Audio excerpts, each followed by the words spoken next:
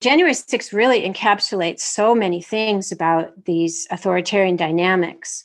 For example, it was very important that when Trump had the rally, it wasn't just inciting violence, and logically that became the focus because of the impeachment process, but he told them he loved them.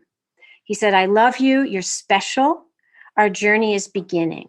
And this elevation of the worst criminal elements in society, this elevation of the outside, people who were, quote, the forgotten. And he's been doing this for 5 years, if you count his campaign. And this was like the culmination. So January 6th was a rescue operation it reminded me of early fascism, a rescue operation of the leader, right? They were going to disrupt the democratic process and give him what he rightfully deserved by interrupting the certification. So the fact that the GOP has been so tight in defending this and in trying to rewrite history through this very dangerous narrative that tries to kind of whitewash the violence, and have some of them initially whitewash the violence, and now it's accepted. And what it is, every single time a GOP official goes on television, they are telling you that the GOP has decided that violence is an acceptable way to solve the problem of staying in power. I'm going to repeat that because it's so important.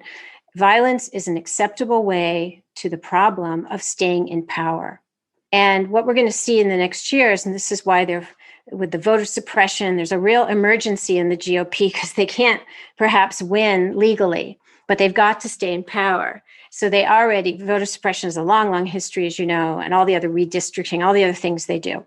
But what was added is violence. It's an insurrection that kills people. It didn't work this time, but it was very successful as a recruiting tool, especially since the GOP has thrown its weight behind it. And they had this with the crossroads. They had a real crossroads, and they could have gone the other direction, and they chose this direction. So it spells nothing good for democracy in the future.